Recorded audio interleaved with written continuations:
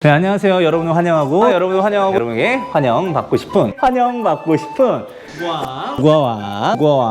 국어왕 환영쌤입니다. 국어왕 환영쌤입니다. 아, 역시.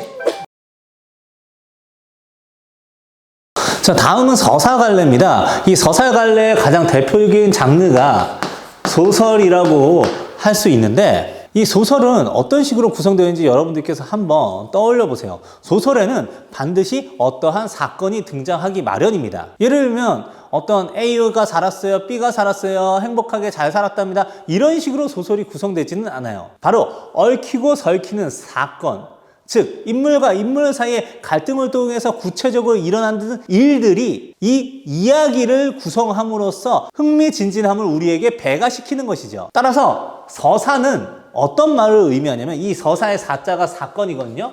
사건을 통해서 발생하는 이야기를 의미합니다. 그래서 여러분들 서사하면은 무조건 이야기라고 생각하시면 되겠고요. 이야기를 구성하는 요소인 인물, 사건, 배경이 바로 대표적 서사갈래의 장르인 소설의 구성 요소가 되는 것도 그러한 이유 때문입니다. 자, 다음은 여러분들하고 극갈래를 얘기를 해보도록 할게요. 극갈래에는 지금 이 서사갈래와 공통적인 요소가 있는데, 그게 바로 뭐냐면 사건입니다.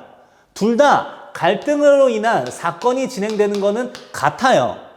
다만 어떤 차이점이 있냐면, 이 독자에게 사건을 전달하는 방식의 차이에 바로 이 두 갈래의 차이가 존재합니다. 극갈래를 좀 더 쉽게 여러분한테 얘기를 해드릴게요. 극갈래는 연극의 대본이라고 여러분들이 생각하시면 되겠는데, 연극의 대본은 우리가 장르로서 희곡이라고 얘기하거든요. 그런데 이 희곡은 배우들의 대사를 통해서 이야기가 진행됩니다. 소설과 같은 서사문학은 우리에게 이야기의 흐름을 전달해주는 이야기꾼이라고 할 수 있는 서술자가 따로 존재를 해요. 그러나 기본적으로 극문학 같은 경우에는 서술자가 따로 없고, 그게 사건을 배우들의 대사를 통해서만 이렇게 전달한다라고 하는 것이 가장 중요한 특징이라고 할 수가 있겠어요.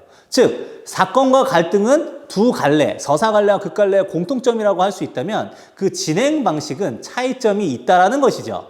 진행 방식에서 극갈래는 서술자를 배제한 대사를 많이 활용하더라. 여러분들이 이걸 떠올리시면 좀 더 좋을 것 같아요. 예를 들면 드라마나 영화를 말이죠. 우리가 드라마나 영화에서 옆에서 이런 식으로 설명하는 경우는 극히 드물잖아요.